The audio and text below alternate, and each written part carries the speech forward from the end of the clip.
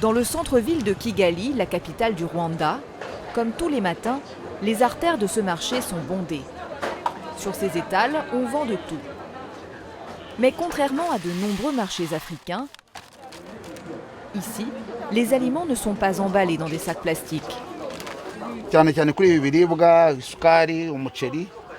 tous les commerçants ici, j'utilise ces sachets en papier pour emballer les produits que je vends. C'est bien plus écologique que le plastique qu'on utilisait avant. Sur ce marché, les commerçants ne sont pas les seuls à s'être passés de sacs plastiques. Les clients, eux aussi, ont changé leurs habitudes. Pour faire mes courses, j'utilise ce panier. Il est vraiment solide et on peut mettre beaucoup de choses dedans. C'est bien mieux que ces sacs plastiques qui peuvent se déchirer n'importe quand et salir nos rues. Les sachets, tu sais que c'est pas bien pour l'environnement.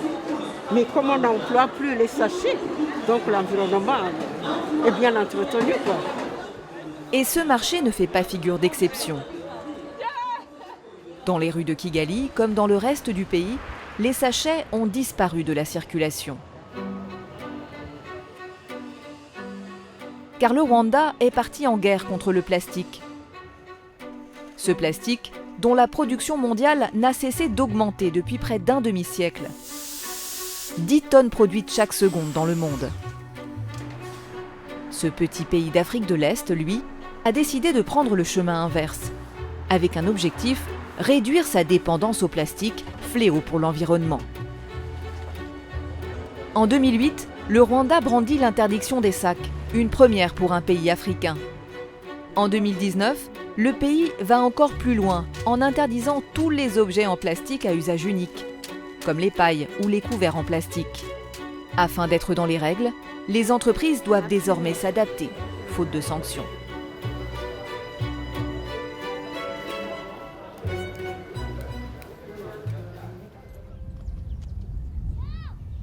À une cinquantaine de kilomètres de Kigali, c'est ici que Gérard Sina a installé sa grande boulangerie il y a plus de 20 ans.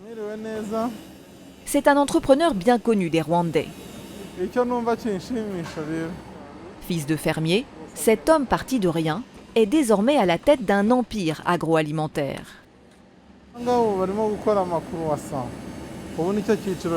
Ici, on fabrique chaque jour des centaines de croissants, des brioches, des gâteaux, des baguettes ou des pains au chocolat.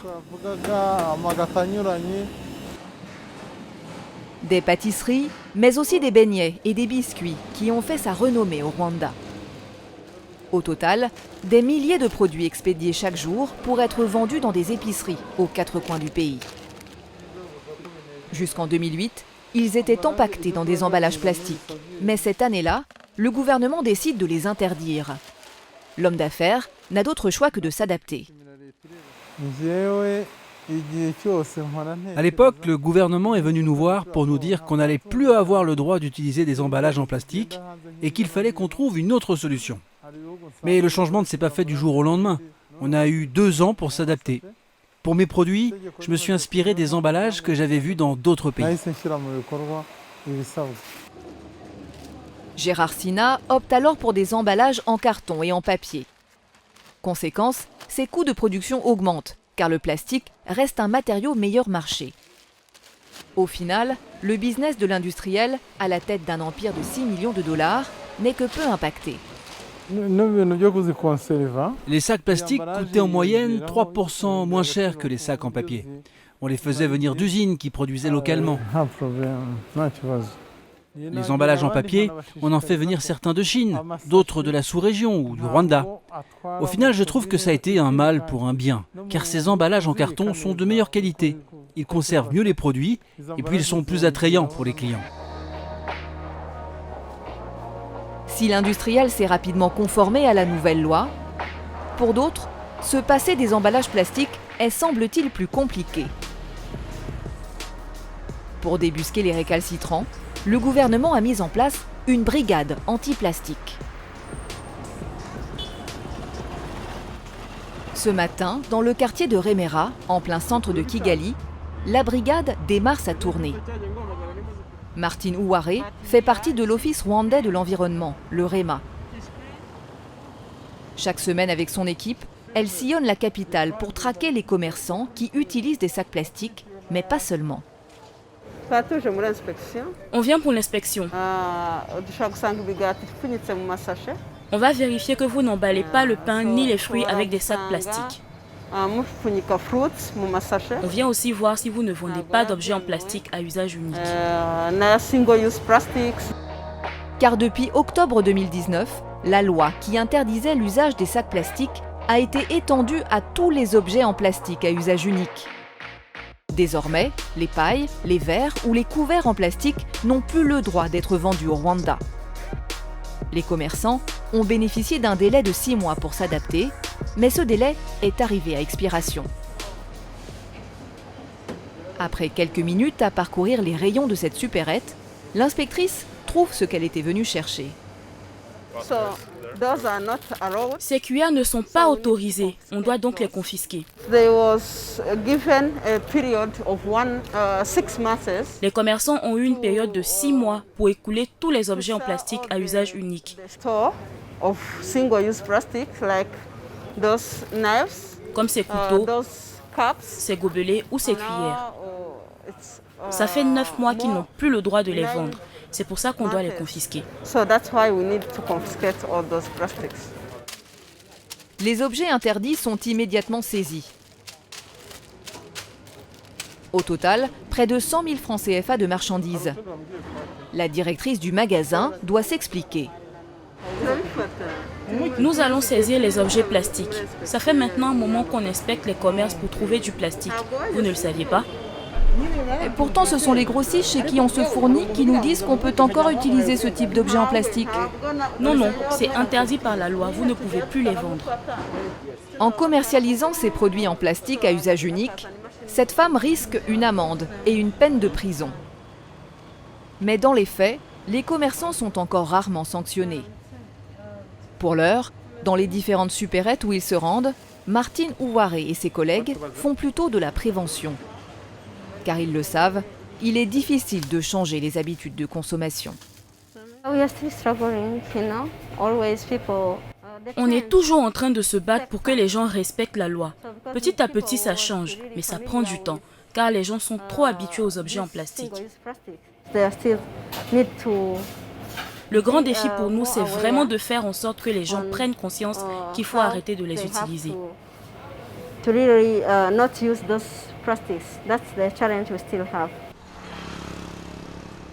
S'il paraît compliqué d'en finir totalement avec le plastique, le REMA, l'Office rwandais pour l'environnement, est bien décidé à poursuivre sa politique anti-plastique, commencée en 2008.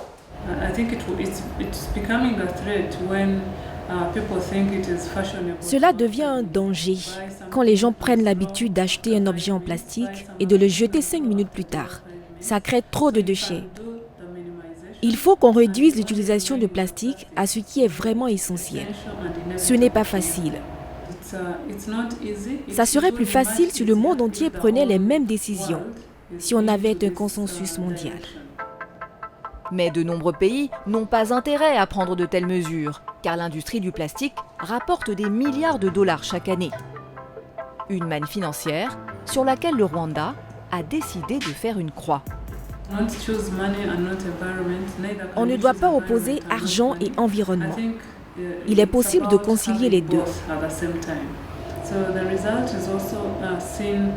On voit que des entreprises investissent dans la fabrication d'alternatives au plastique. Le résultat, c'est qu'on développe un nouveau business et des emplois verts.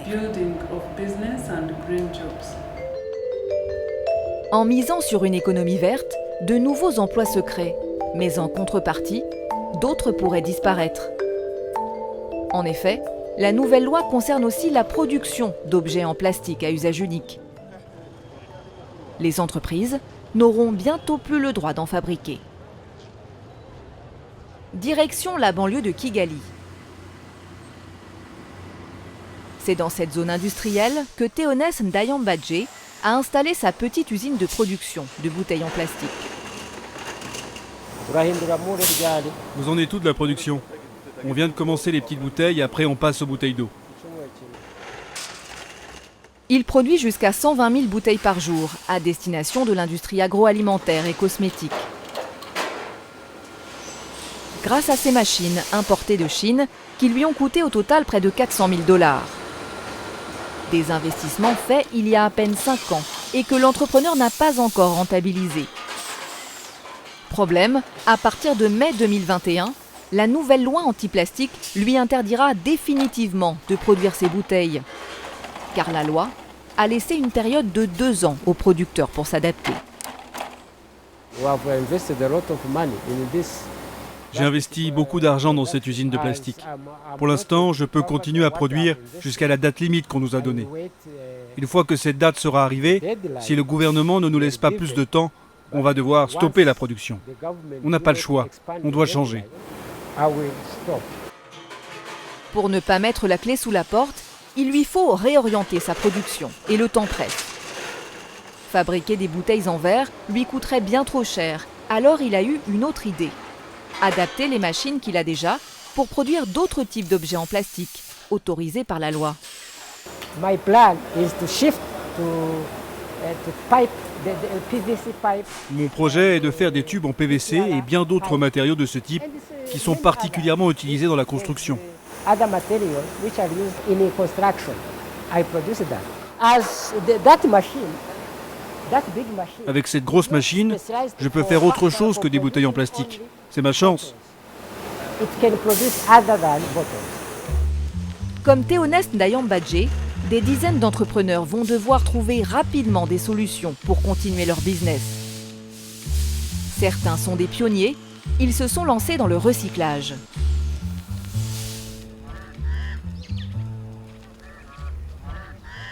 À quelques kilomètres, face aux collines verdoyantes, une montagne de déchets. Bienvenue à la COPED, une entreprise spécialisée dans la collecte des déchets, notamment plastiques. Paulin Bouregeya a créé cette entreprise en 2008, lorsque l'État rwandais a voté l'interdiction. Ici, il trie les déchets en fonction du type de plastique. Une grande partie sera revendue à des recycleurs locaux. Certains types de plastique, comme ces tuyaux d'arrosage, ces jerrycans ou ces bouteilles, ne sont pas acceptés. Dans la sous-région, il n'y a pas d'option de recyclage de cette bouteille d'eau ou de jus qu'on appelle PET. Tout ce qu'on fait, il y a des Chinois qui sont dans la région, mais tout ce qu'ils font, ils peuvent broyer et envoyer la matière première chez eux. Jusqu'à aujourd'hui, ces objets en plastique non recyclables au Rwanda étaient donc exportés ou brûlés. Alors l'entrepreneur s'est mis en tête de trouver des solutions pour revaloriser ces déchets inutilisés. À l'aide de cette machine, il compacte des centaines de bouteilles en ballots de plus de 350 kg. Ces ballots sont transportés dans une autre usine, à quelques minutes de là. Ici, Paulin Bouregeya les place à flanc de colline comme barrière contre les glissements de terrain. Une solution pour résoudre un problème fréquent au Rwanda, l'érosion des sols. Mais ce n'est pas la seule idée de l'entrepreneur. Depuis peu, il s'est lancé dans la fabrication de matériaux de construction 100% faits de plastique. Une partie est broyée en copeaux pour être mélangée à du plastique fondu à l'aide de ce four, pour en faire des pavés. Une production artisanale et expérimentale. L'entrepreneur est parvenu à fabriquer ses premiers prototypes. On était en train de faire des recherches pour voir si on peut fignoler, par exemple, si la qualité, si ça ne peut pas glisser. On est en train de faire des tests, mais déjà, les premiers résultats nous montrent qu'on peut faire un business avec ça. Donc, on espère bien qu'une fois qu'on a fait manuellement, on peut investir dans quelques machines pour augmenter la production et commencer à mettre les produits sur le marché. Parce qu'on a déjà vu qu'il y a des gens qui sont intéressés avec ça. Parmi ses premiers clients potentiels, le gouvernement rwandais. Il pourrait passer commande dans les prochains mois pour paver les allées de certains espaces publics. Une manière de montrer que le pays soutient ses entrepreneurs. Des entrepreneurs sur qui le Rwanda compte dans les années à venir pour réinventer un monde avec le moins de plastique possible.